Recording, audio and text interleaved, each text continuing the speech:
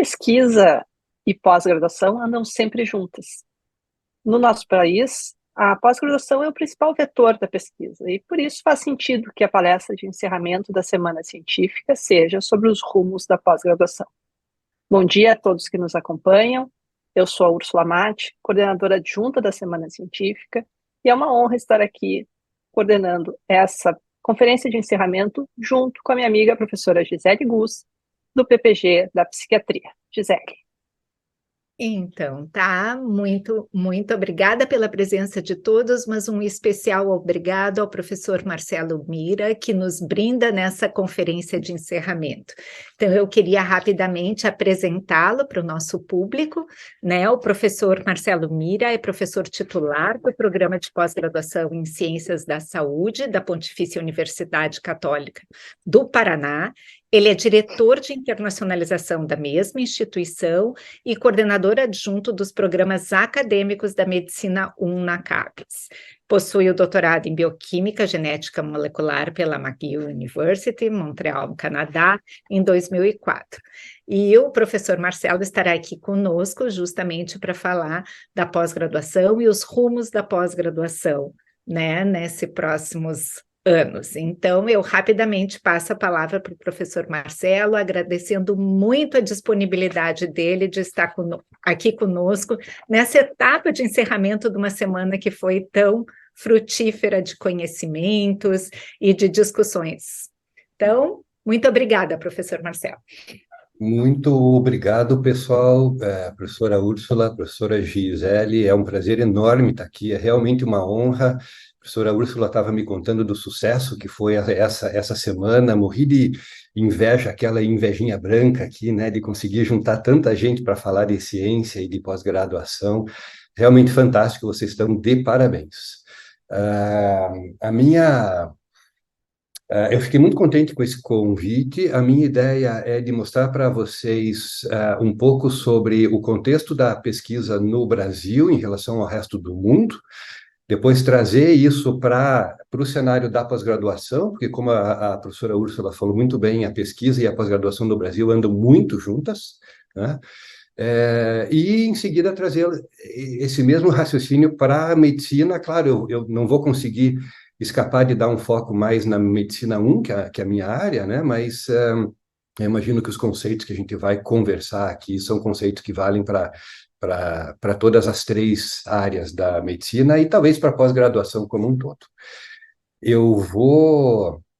Esse é aquele momento crítico em que a gente vai compartilhar nossa apresentação, torcendo para dar tudo certo. Eu tenho a impressão que vai dar. Espero que estejam vendo a apresentação, em modo de apresentação aí, tá tudo certo?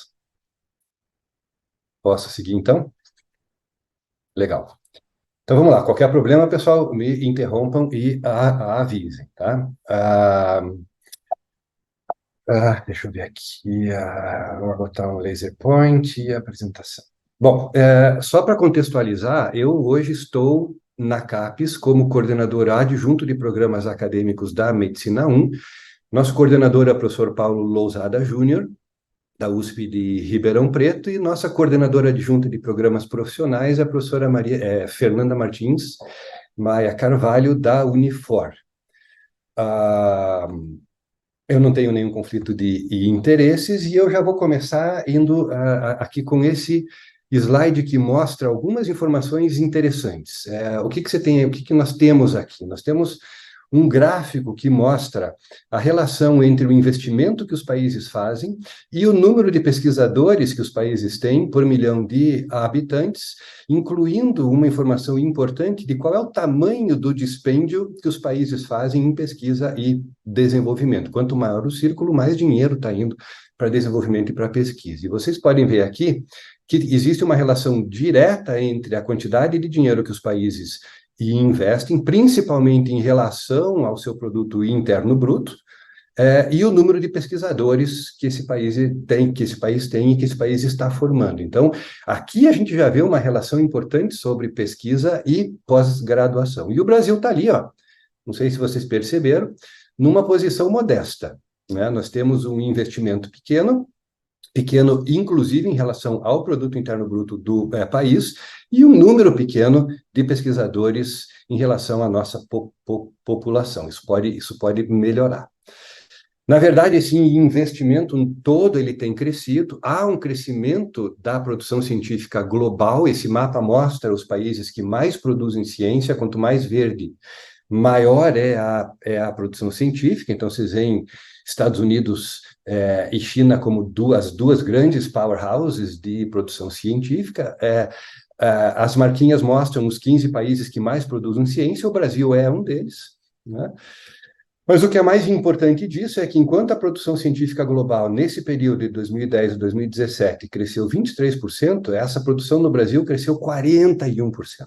Embora o impacto ainda seja baixo, ainda esteja abaixo daquilo que nós gostaríamos que fosse. O Brasil é o 13º país que mais produz ciência no mundo hoje, mas é o 24º em termos de impacto, de acordo com as informações que a gente obtém do CIMAGO. Então, esse gráfico mostra mais ou menos a mesma coisa, né? A produção quantitativa científica global em número de papers.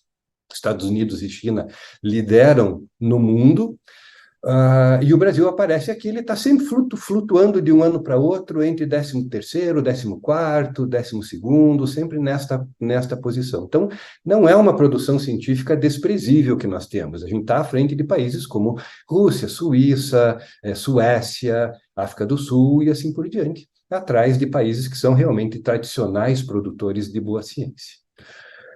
O que é bem legal disso tudo é que a gente não só está produzindo uma boa quantidade de ciência, mas a gente está melhorando em qualidade também. Esses dois gráficos mostram o impacto de citação de trabalhos brasileiros de acordo com a média mundial, que foi definida aqui como 1. Então, vocês vão notar que lenta, mas consistentemente a qualidade, o número de citações de trabalhos brasileiros está crescendo, da mesma forma como está crescendo também o número de trabalhos brasileiros dentro desses 1% de trabalhos mais citados no mundo, isso tudo de acordo com a Clarivate, né? Então, isso é bem bom, mostra que a gente está crescendo, de fato, em quantidade, mas está crescendo em qualidade. Estamos no caminho certo. E a medicina tem desempenhado um papel super importante nisso. Se vocês olharem a produção científica brasileira e plotarem o número de documentos científicos produzidos com o número de citações, vocês vão ver que de todas as áreas, a medicina é disparado a que mais contribui, tanto para a quantidade quanto para o impacto. Então, o nosso papel nesse cenário de produção científica do país é super importante. Bom, e como foi dito muito bem pela professora Úrsula H. agora há pouco, no Brasil, por conta do nosso modelo, não dá para dissociar a produção científica de formação. A produção científica brasileira está altamente concentrada na academia. Podemos até discutir depois se isso é uma coisa boa, se isso é uma coisa ruim. Nos Estados Unidos, por exemplo, isso é muito diferente. A produção científica está concentrada no setor produtivo e nos institutos de pesquisa, não nas universidades. O modelo funciona muito bem lá, mas no Brasil é como é. E, portanto, essa produção aparece nos nossos programas de pós-graduação, que, por sua vez, são regulados e acompanhados por uma agência que todo mundo conhece muito bem, que é a CAPES, né? Então, falando um pouquinho da CAPES, porque há essa não dissociação entre ciência e pós-graduação, a CAPES hoje ela roda um sistema de avaliação da pós-graduação que cuida de dois momentos muito importantes. Ela regula a entrada de novos cursos no sistema, através da avaliação de propostas de novos cursos, os famosos APCN, e ela cuida, depois que o programa entra, da permanência destes programas através das avaliações periódicas, que já foram no passado trienais e que hoje são quadrienais, né? E o fundamento dos dois processos, os fundamentos são os mesmos, eles se baseiam no reconhecimento e na confiabilidade, fundados na qualidade da análise feita por pares. Em última análise, o que importa é isso aqui, é que a CAPES somos nós, né? A CAPES voltou a sermos nós recentemente, felizmente. E essa análise, tanto da entrada quanto da permanência, é feita por cientistas, por pesquisadores e por professores. Os critérios são debatidos e atualizados constantemente pela comunidade acadêmica científica a cada período, e o processo é absolutamente transparente. A divulgação é ampla das decisões, das ações e dos resultados. Né? Esses são os princípios. Né? Rapidamente, como é que tem funcionado a avaliação dos programas de pós-graduação da CAPES?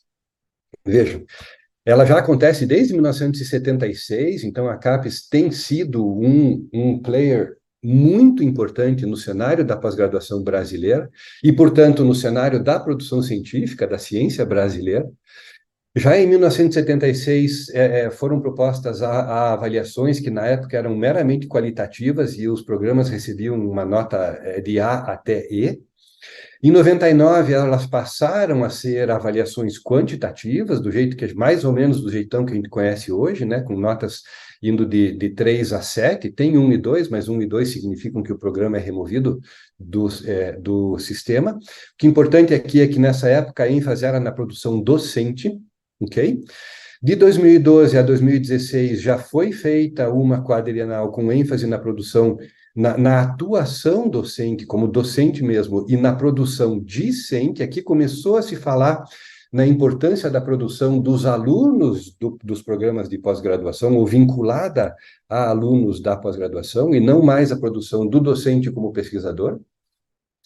E nesse último ciclo, 2017 e 2020, no último que nós completamos, né, foi introduzido de novo um conceito que tentava equilibrar um pouco melhor a análise quantitativa desse período com a análise qualitativa do período mais precoce desse processo. De novo, o conceito central é o aperfeiçoamento dinâmico e constante disso tudo. As mudanças vêm ocorrendo constantemente na história do sistema de avaliação da CAPES. Então, de novo, historicamente, o processo é baseado numa adaptação contínua, numa adaptação ágil. Até muito recentemente, as mudanças aconteciam durante o processo de avaliação, com o objetivo de melhorar a performance dos indicadores do sistema. Se percebia em algum momento que as curvas de distribuição de notas estavam desviando para a direita ou para a esquerda, o processo era ajustado. Okay? Isso, claro, gera uma angústia enorme nos coordenadores de curso, né? Mas a resposta da CAPES nesse sentido sempre foi, gente, desempenhar bem na avaliação não é objetivo, é consequência dos programas. O objetivo dos programas deve ser formar pesquisadores qualificados, em primeiro lugar, e produzir boa ciência, em segundo lugar. Se isso acontecer, a avaliação vai refletir, não importa como os indicadores estejam sendo utilizados. Eu posso também depois comentar um pouco sobre o que aconteceu mais recentemente com uma interferência do Ministério Público da CAPES, que está atrapalhando esse processo de adaptação ágil, mas eu deixo isso depois para um momento de comentário, se for o caso. Bom, o impacto desse processo todo foi muito positivo no sistema de pós-graduação do país, e o que a gente tem visto é um crescimento constante, né? Então, nessa figura, vocês veem o crescimento do número de programas de pós-graduação, tanto a nível de mestrado acadêmico está em azul, mestrado profissional em laranja, e o doutorado em verde. Tá?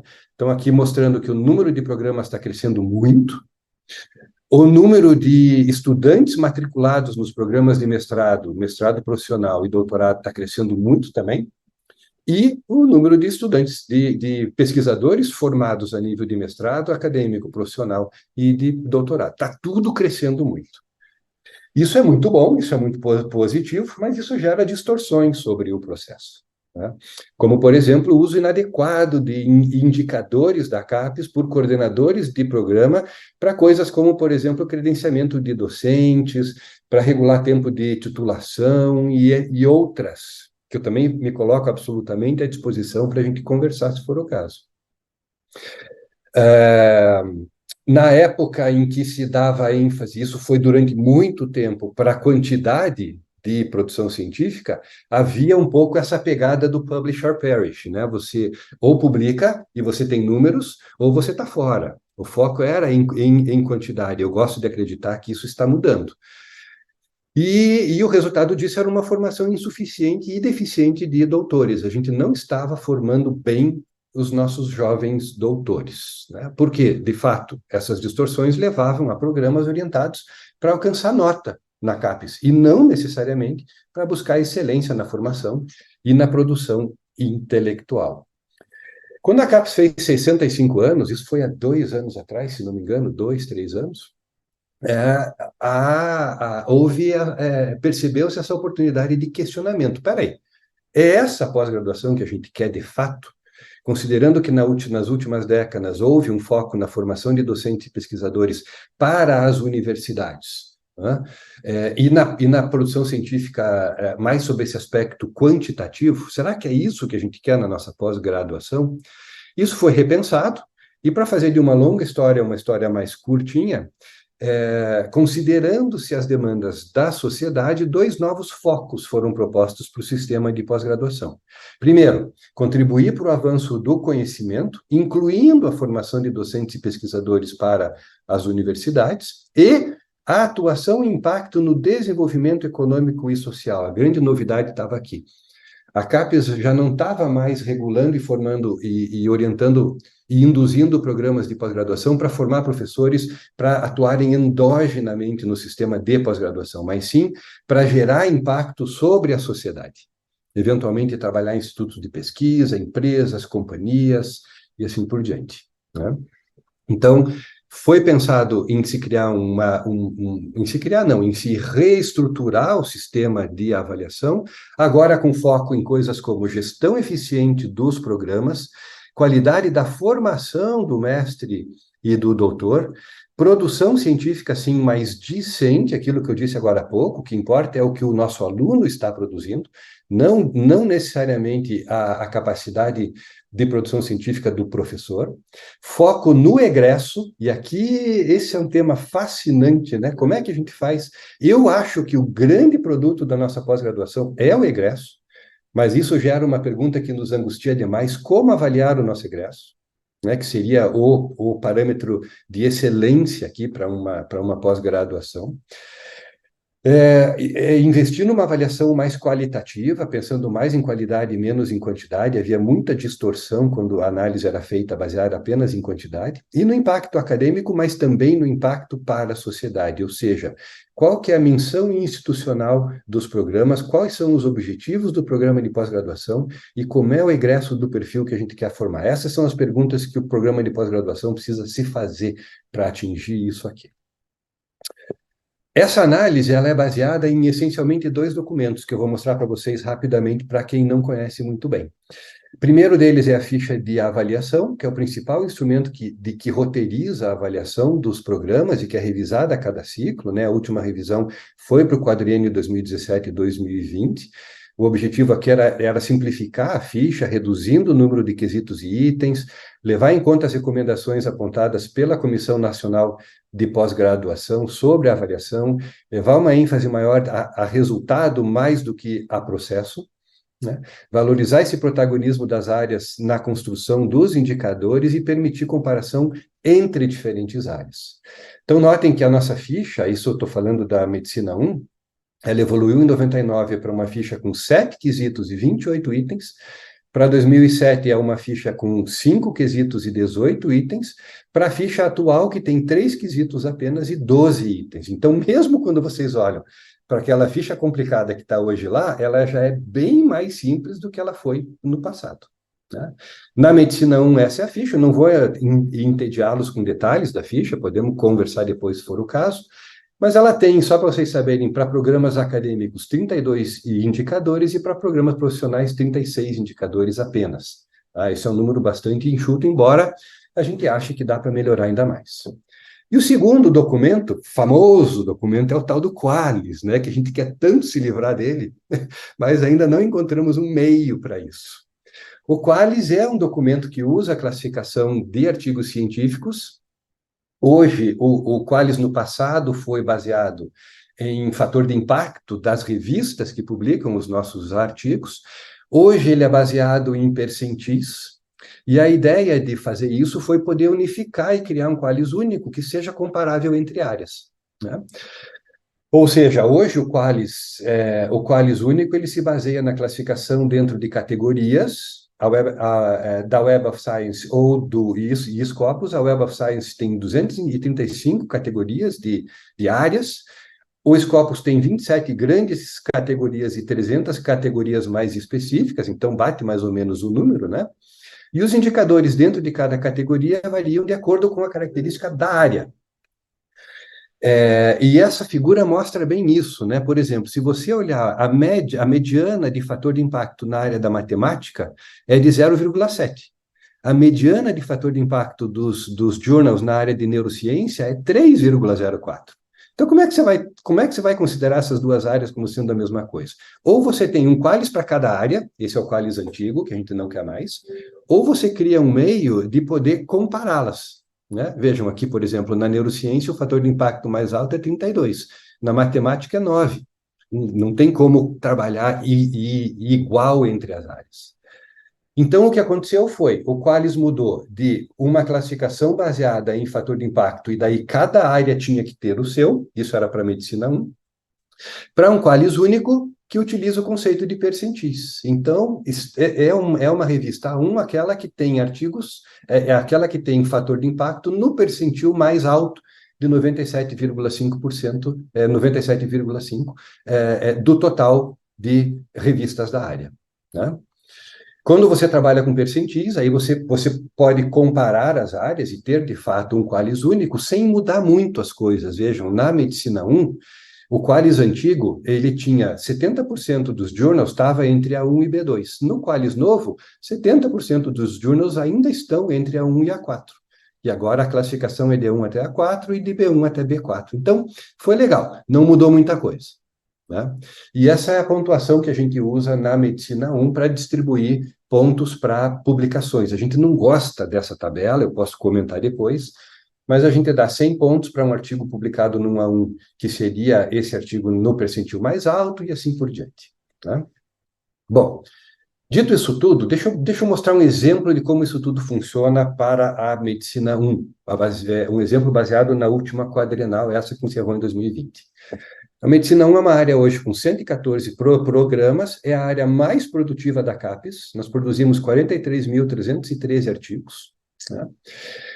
3.271 teses acadêmicas, 4.797 dissertações, nenhuma tese profissional, porque nós não temos doutorado profissional na Medicina 1, 715 dissertações de programas profissionais. Então, é uma área muito vistosa, né? Ela é muito importante entre as 49 áreas da CAPES, é a que mais produz. Aqui, só para mostrar que existe um forte viés de gênero na Medicina 1, a produção das dissertações e teses defendidas por gênero mostra que a grande maioria foi defendida por pessoas do sexo feminino, 33% do sexo masculino contra 66%. Então, tem um forte viés de gênero aqui em direção ao sexo feminino. Isso para mostrar também que não tem essa coisa de que é tudo só universidade pública, as privadas não têm espaço, não é verdade. A distribuição de programas na Medicina 1 é essa, 22% dos programas estão em universidades privadas, eu sou de uma privada sem fins lucrativos, a Fernanda, minha colega coordenadora dos programas profissionais, está numa privada também, na Unifor, uma universidade excelente, né? O Paulo está numa pública, USP. Então, há uma distribuição saudável aqui. Essa é a distribuição das notas. Notem que na Medicina 1 há um viés, agora a maioria dos programas da Medicina 1 está com nota 5. Está havendo, parece que um desvio para a direita do gráfico. Isso que eu falei que era importante a CAPES ter flexibilidade para ajustar, se for preciso, né? Veja, em termos de variação de nota, a grande maioria dos programas manteve a nota, mas 36% deles melhorou de nota nesse período, né? Então, esse é um número importante. A gente fez uma avaliação que favoreceu a subida de nota. 4% dos programas pulou 2 notas para cima. Apenas 6% caíram, uma nota. Essa é a distribuição de notas por região. Claro que é o que a gente já espera ver. A região Sudeste e a região Sul concentram o maior número de programas nota 5, 6 e 7. Mas o que é legal de ver é que o Nordeste está começando a aparecer com um bom número de programas nota 6. Aqui são as notas 6, 5, 4 e 3, né? E nós temos no Centro-Oeste e no Norte uma concentração maior de programas até nota 4. Ainda não tem nenhum programa nota 5. Tá? Essa é a distribuição também da quantidade de programas. Quanto mais escura a cor do estado, maior o número de programas de pós-graduação. É inevitável essa concentração na região sul-sudeste, mas existe, vejam, uma boa distribuição de programas da Medicina 1 no sul e no Nordeste, e o que é legal de ver, ó, é que, vejam, a região Nordeste foi a que mais teve programas subindo de nota, em relação ao Sudeste, que está mais ou menos empatado, os que subiram com os que ficaram na mesma nota, e o Sul, que teve mais programa mantendo nota do que subindo de nota. Então, isso mostra que o Nordeste está crescendo, está bem. Agora, a gente tem que prestar uma atenção maior para Norte e para Centro-Oeste. As características da área da Medicina 1, no quesito 1, que é a análise do programa, a gente dá foco para o número de docentes permanentes. Nós somos uma das áreas, nem todas fazem isso, mas que define o número mínimo de docentes para mestrado e para doutorado, 10 para mestrado, 15 para doutorado. A gente acha que um programa com menos orientadores do que isso, ele se torna muito frágil, muito difícil de se manter. O regime de dedicação na Medicina 1 exige 80% de dedicação somente ao programa dos docentes permanentes. 30% pode orientar em até 3 programas desde que na mesma instituição de ensino. Isso flexibiliza um pouco para programas do Norte, Nordeste e Centro-Oeste, para diminuir um pouco aquela assimetria que vocês viram lá. No quesito formação para a Medicina 1, o foco é praticamente total em produção discente, só conta para nós o que é produzido junto com o aluno, ok? E os artigos são avaliados, são apenas avaliados artigos publicados em periódicos indexados, no Web of Science e no Scopus. Google, a gente não conta, né? Então, a produção não entra na análise da Medicina 1. E isso é legal, a gente pode fazer isso porque 75% da produção da Medicina 1 está nos estratos Q1 mais Q2 e 73% da produção condicente também. Tá? Então, a gente pode focar realmente nas produções de maior impacto.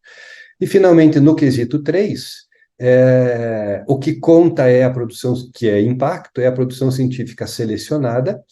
Nós usamos 5 artigos escolhidos pelos programas de pós-graduação e fizemos uma análise e qualitativa desses artigos, considerando coisas como o fator de impacto da revista, mas também número de citações, ordem de autores é importantíssimo. Todos os artigos tinham que ser condicente, nem contou se não fosse colaboração internacional.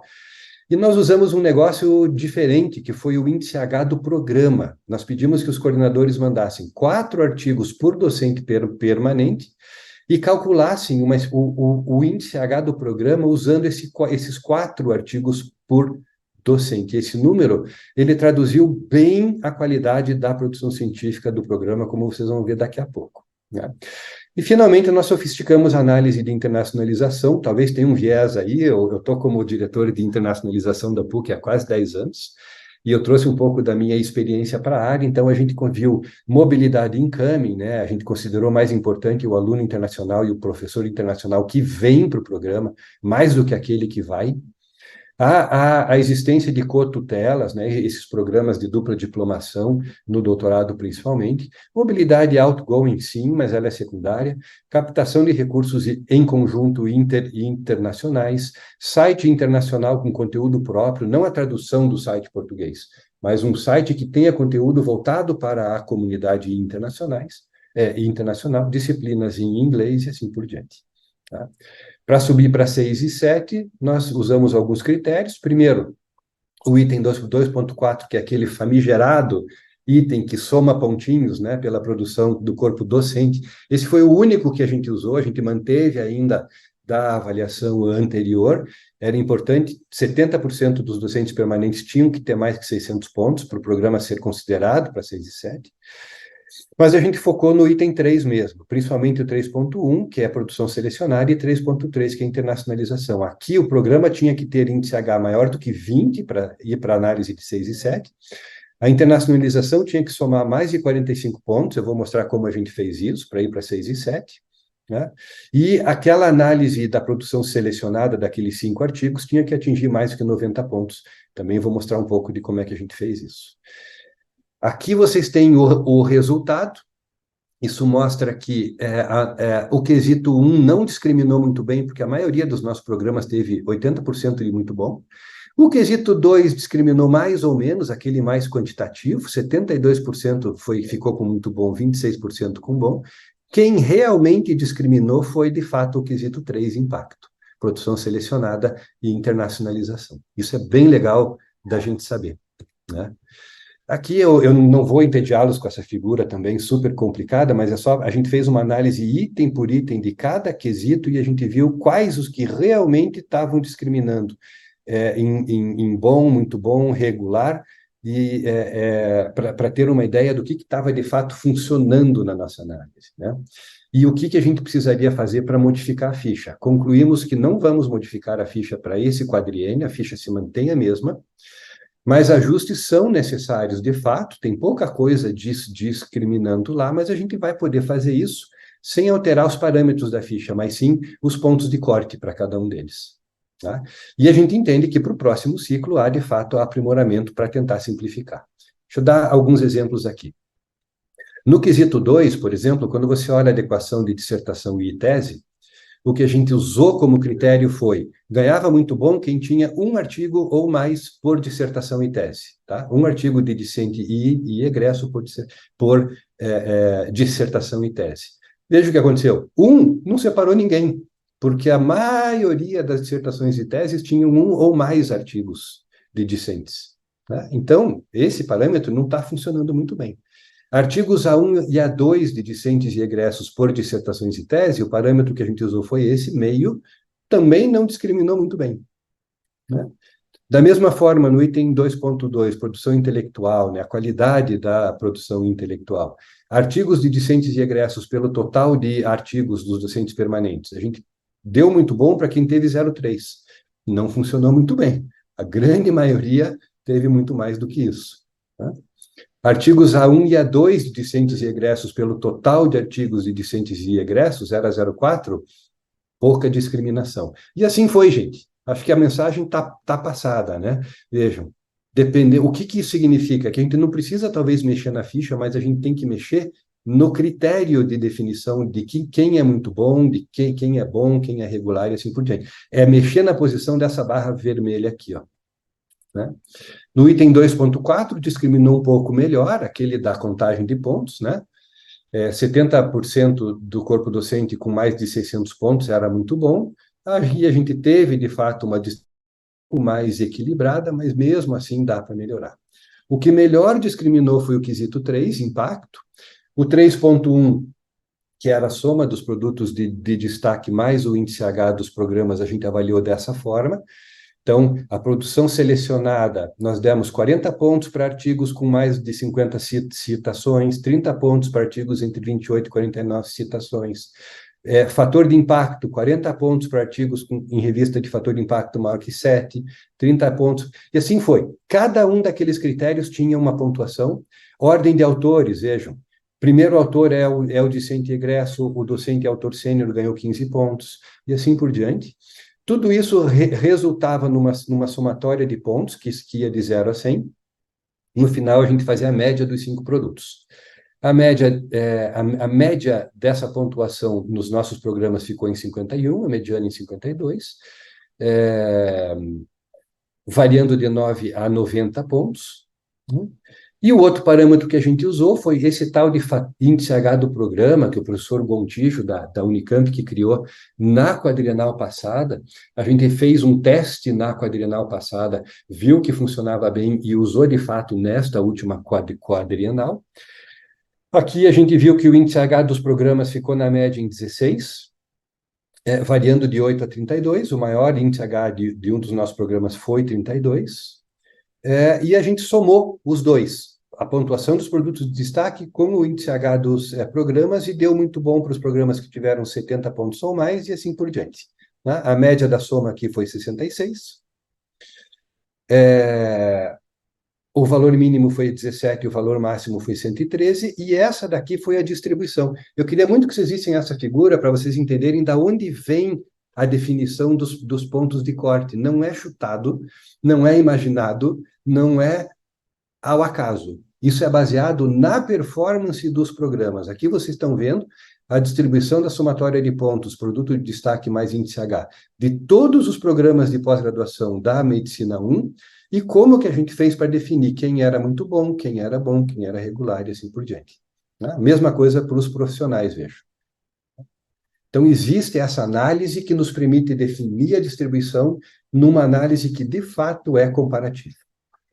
Rapidinho, se é que eu tenho tempo, para não deixar os programas profissionais de fora, eu acho que eu comentei, mas no ciclo quadrienal passado eu era o coordenador adjunto dos programas profissionais da Medicina 1, hoje eu estou com os programas acadêmicos, e embora eu seja de um programa acadêmico, eu achei um universo fascinante, né?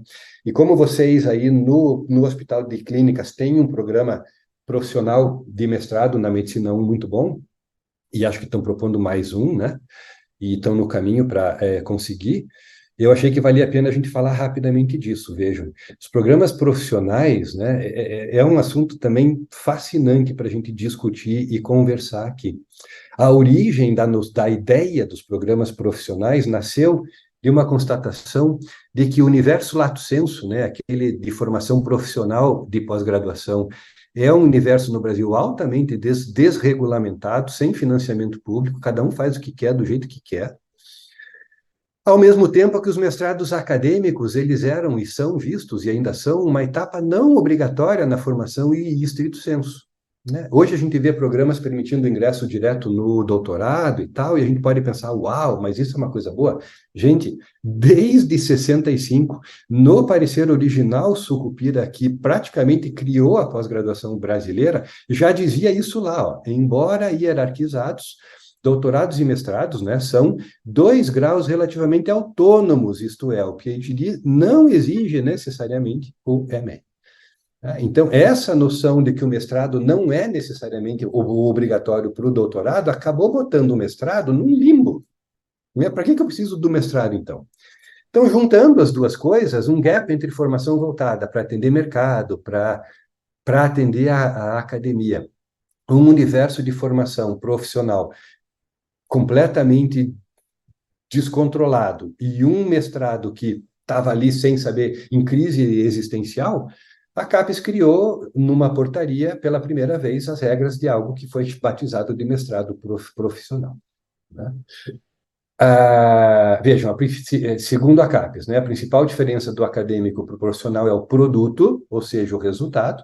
No mestrado profissional, pretende-se a imersão na pesquisa, pensando numa formação a longo prazo de um pesquisador. Então, o mestrado profissional, mestrado acadêmico é um meio do caminho para se formar um cientista, enquanto que no profissional também deve ocorrer imersão na pesquisa, mas o objetivo é formar alguém alinhado com as demandas do mundo profissional externo à academia, ok?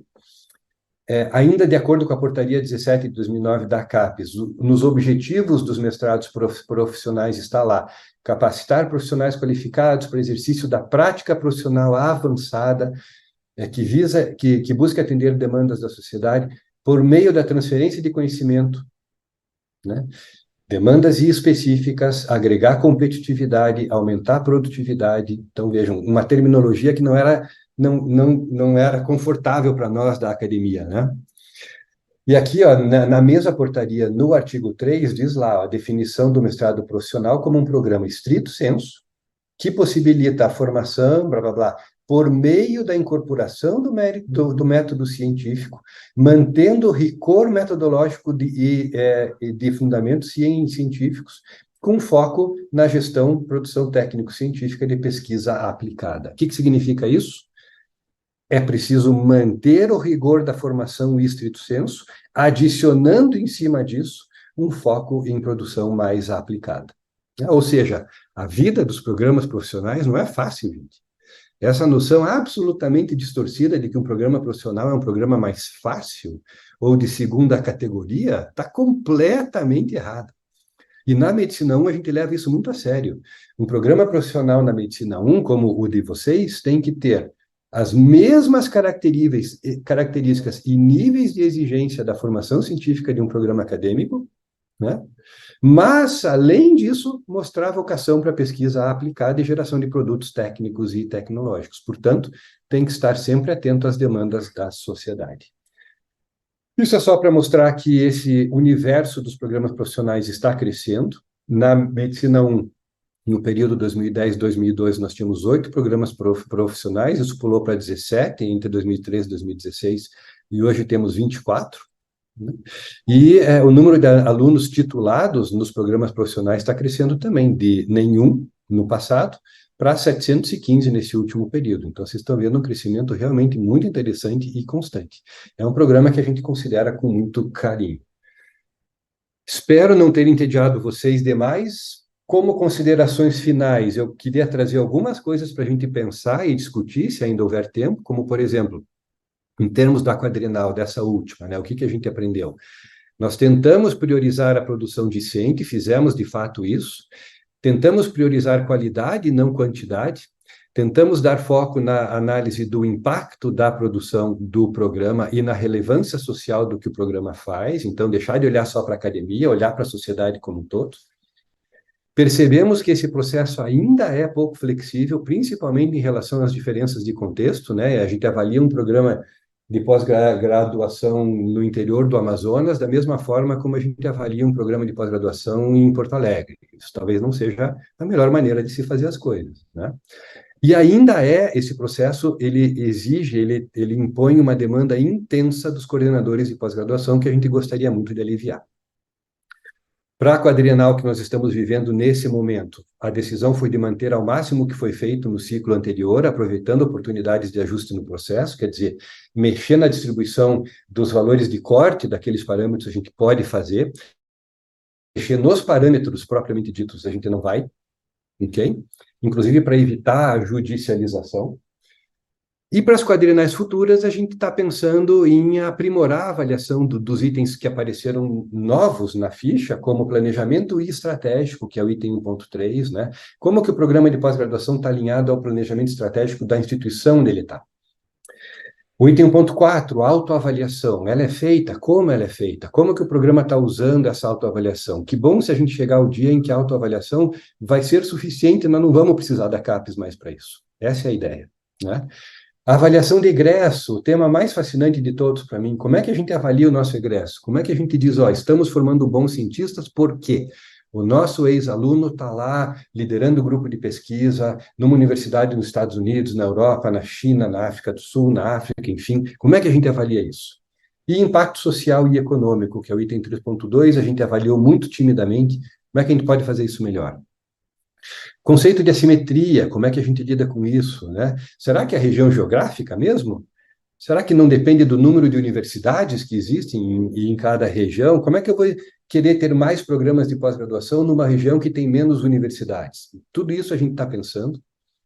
Como controlar indicadores como o fator H que a gente usou pelo tamanho e pela idade do programa de pós-graduação? Isso aqui embute um viés enorme na análise que a gente faz. Programas muito jovens ou pequenos têm menor chance de produzir artigos de maior impacto por puro número, é pura estatística isso, é pura matemática. Como é que a gente corrige isso, né? Como é que a gente pode finalmente se livrar do Qualis e passar a usar indicadores internacionais e indexação? Ainda não chegamos lá.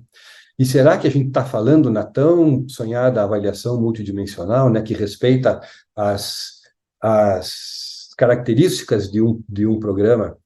Por exemplo, um programa pode decidir ser mais internacional e dar menos foco sobre o impacto local, o outro pode fazer o contrário, isso é legítimo. Será que pode considerar isso na nossa análise? E para os programas profissionais, né? Como é que a gente pode fazer? Para onde que isso vai? Bom, em 2019, na portaria 60, a CAPES instituiu o doutorado profissional. Na Medicina 1, a gente questiona muito esse caminho. Será que o doutorado profissional faz sentido? Ele foi criado pensando numa simetria com o sistema acadêmico, né? Tem o mestrado profissional, por que não o doutorado profissional? Doutorado profissional é uma progressão do mestrado profissional? Eu tenho minhas dúvidas, né? Assim como o mestrado acadêmico está lá na sua crise de identidade, será que eu sempre brinco, né? Se o mestrado profissional propõe resolver um problema, o doutorado profissional propõe resolver um problemão, como é que você analisa? Como é que você caminha nesse sentido? Né? Em outra análise, em última análise, o que distingue um mestrado de um doutorado profissional? E eu vou mais além ainda, e eu gosto de provocar dizendo que, será que o próprio conceito de programa profissional ainda faz sentido? Foi bom, funciona, e eu acho que teve um impacto positivo em quebrar essa resistência da academia em pensar em impacto na economia, impacto na sociedade, impacto na tecnologia, mas o ideal não seria se livrar disso, uma vez que os programas incorporem esse conceito? Eu gosto de pensar num futuro em que programas de mestrado seriam todos com essa pegada profissional e programas de doutorado teriam todos uma pegada acadêmica, de formação de pesquisadores. Para mim, esse é o cenário ideal. E aí eu tenho tentado convencer os meus colegas lá disso. E é isso, gente. Eu me coloco à disposição, não sei como é que está organizado o formato dessa sessão, se inclui um tempo para perguntas, mas, de qualquer forma, eu fico à disposição, espero que tenha atingido a expectativa de vocês. E agradeço mais uma vez a oportunidade, para mim foi um prazer enorme e uma honra. Muito obrigado. Bom, nós agradecemos muito mesmo a participação do professor Marcelo nessa nossa atividade de encerramento. Foi muito ilustrativo ver essa mudança no processo avaliativo da CAPES e dos questionamentos do chat foi, inclusive, um elogio a esse processo, esse novo processo avaliativo. E eu, enquanto fui coordenadora durante o processo da quadrienal e fui uma coordenadora que preencheu a sucupira, né, de um programa Nota 7, então entendi bastante o processo e eu acho muito importante essa mudança da produção que ficava muito envolvida no professor para a preocupação da formação de recursos humanos. Então, eu acho que os nossos questionamentos vêm muito mais na linha do egresso, do aluno e do egresso. O que nós estamos querendo? E nesse sentido, assim, nós temos visto aqui na semana os inúmeros desafios do mundo, né, da necessidade de desempenho. Então, uma das coisas que nos preocupa, assim, é como a pós-graduação pode ajudar na formação desse egresso com essa necessidade constante de desempenho, as questões associadas à saúde mental, as questões das ações afirmativas que ainda olha para o nosso egresso e da nossa formação de recursos humanos que a gente não sabe como é que vai ser, que eu acho que são desafios da próxima avaliação. E nós tivemos uma pergunta muito interessante aqui no chat sobre a portaria do acúmulo que nós temos, né, que era em relação à portaria 133 do acúmulo de bolsa com atividade remunerada. E o Ricardo Roe, eu não sei dizer o sobrenome aqui da pessoa que perguntou, Roewelder, nos pergunta se de fato essa portaria não vai aumentar a desigualdade, numa vez em que ela mantém a pós-graduação para pessoas assalariadas que já têm uma inserção no mercado de trabalho e que a gente não deveria utilizar recursos na própria pesquisa em si, nos direitos previdenciários do aluno, né, nas possibilidades de férias remuneradas ou coisas que pudessem ajudar o nosso aluno, o nosso discente, que é no quem a gente percebe ali que a ficha de avaliação e que é o objetivo e a missão da pós-graduação, que é formar recursos humanos. Então, fiz uma pergunta meio genérica para que a gente possa, de fato, trabalhar um pouquinho nessa mudança que foi tão importante nessa quadrienal. Claro. Obrigado, Gisele. É uma pergunta super válida, né? E é um dos conceitos que a gente tem se questionado muito. Eu acho que o Ricardo, né? Acho que foi o Ricardo que perguntou. Ele está certo em se questionar, mas veja, Ricardo, a moeda tem dois lados, né? Como tudo, né? Quando são vários lados. É um cenário complexo. Você pode pensar também o quanto seria justo você manter o nosso aluno de pós-graduação preso a uma bolsa, sem poder, de fato, já começar a se inserir no mercado de trabalho na medida em que vai progredindo na sua formação. Quer dizer, tem vários aspectos aqui que a gente pode discutir em um momento com mais tempo. Eu fico à disposição, tá, gente? Se quiserem me chamar de novo para um bate-papo mais específico sobre algum tema, eu vou ter muito prazer de fazer isso. Mas eu acho assim, para dar uma resposta também, Gisele, mais genérica, o que é de fato importante é a gente pensar que o papel da pós-graduação é formar bons cientistas, né? E formar bons cientistas é expor o nosso aluno à boa ciência. Eu acho que quando se fala na estratificação desse conceito, e você pode fazer isso de tantas formas. Ciência aplicada é mais importante do que ciência básica. Ou a bolsa tem que ser distribuída de tal forma, enfim. O que eu acho que a gente devia estar pensando é como que a gente faz para diferenciar boa ciência de má ciência. E na pós-graduação, isso teria um impacto enorme na qualidade da formação do nosso pesquisador. Né? Você formar alguém usando má ciência é trágico, certo? Então, quanto mais eu penso nessas questões todas, mais eu me convenço de que a nossa grande dificuldade hoje é realmente prestigiar, identificar e prestigiar e favorecer a boa ciência ao invés da má ciência. Eu vou dar um exemplo disso que eu estou falando, não sei quantos vão concordar comigo, mas, enfim, já que a ideia é botar na mesa e pensar, o formulário para a proposta de